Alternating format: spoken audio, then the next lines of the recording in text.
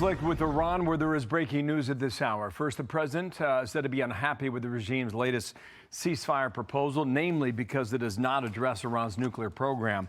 Meanwhile, to the breaking news on OPEC, Lucas Tomlinson's watching that. He's back live today in Dubai from overseas. And Lucas, hello there. Good morning, Bill. Some big news out of the Emirates. Say the UAE announcing they will be leaving OPEC on May 1st. That's the Organization of Petroleum Exporting Countries. Iran was one of 5 founding members back in 1960. The UAE, the 7th largest oil exporter in the world. It appears that Iran, a big reason for the UAE to be leaving. Now, as far as negotiations with Iran going, we've heard from President Trump that he's unhappy with the negotiations going on right now. Recall just over the weekend, the president canceled the trip by his special envoys, Steve Witkoff, Jared Kushner, going to Pakistan to re-engage with the Iranians. And just a reminder for our viewers, Bill, about what President Trump's red lines are in these negotiations. End all uranium enrichment, dismantle the enrichment facilities, hand over that highly enriched uranium, end funding for terrorist proxies, fully open the strait, no more charging tolls, shut down the toll booth. Now, in an exclusive interview with our own Trey Ying, Secretary of State Marco Rubio explained why Iran has closed the strait. They don't just seek to dominate Iran, they seek to dominate the region. And imagine that with a nuclear weapon. Look what they've done with the Straits. Great example. The Straits is basically the equivalent of an economic nuclear weapon that they're trying to use against the world. And they're bragging about it.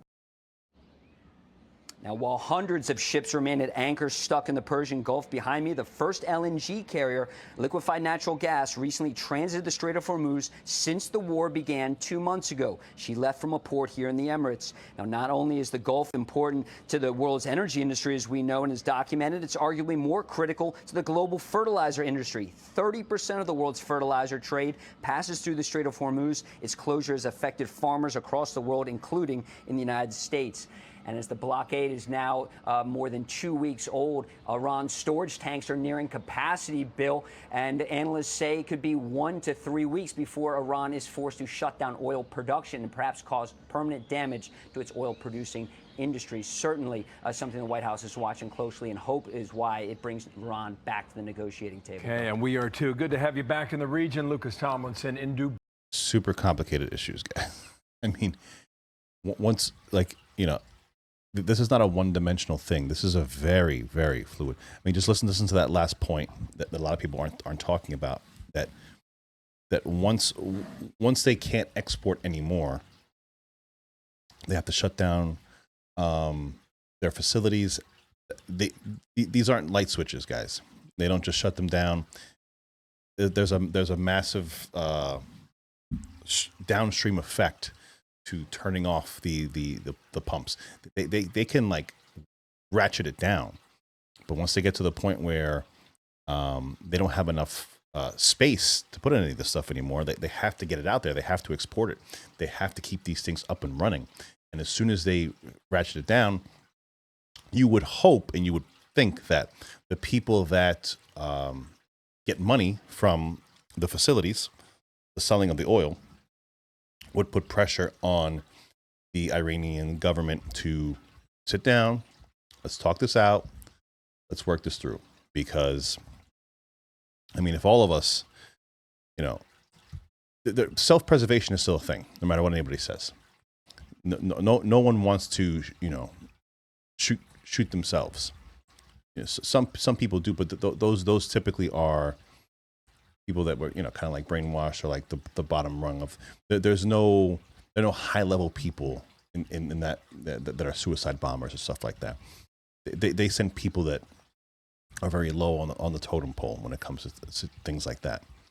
So self-preservation is a tool. However, on the Trump side, he thinks that his people cannot last Iran, which potentially they can, but the sustaining impact of what we're doing right now is going to carry over for quite some time.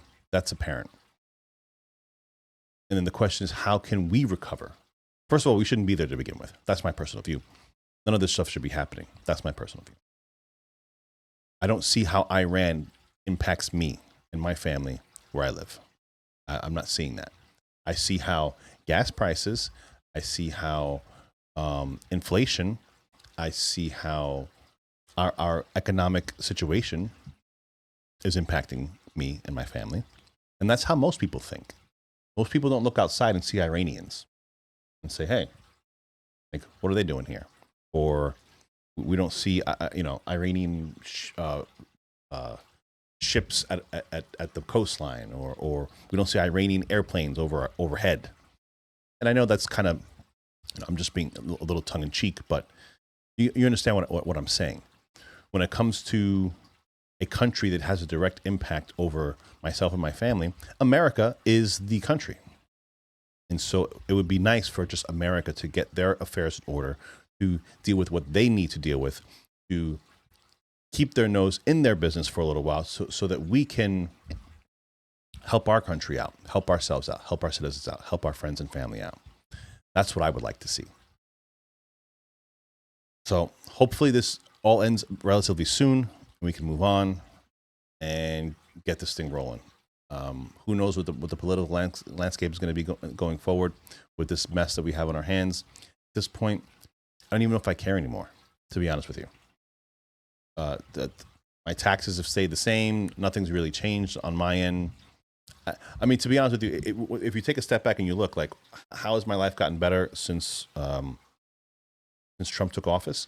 I would say that the closing of the border was huge. Obviously, that was a big deal. I'm great with that. RFK doing his thing, that stuff kind of takes time to work its way in, but that was kind of nice.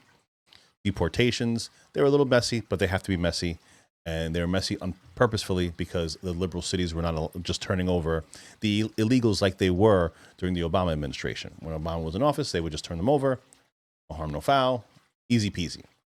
They're not turning them over, so we have to go in there, get them. Makes it a lot more difficult, a lot more messy.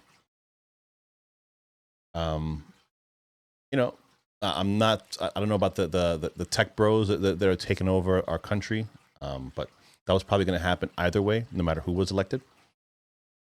But all in all, in the very beginning, there were a lot of positive things that I saw that were going on, especially on the domestic front.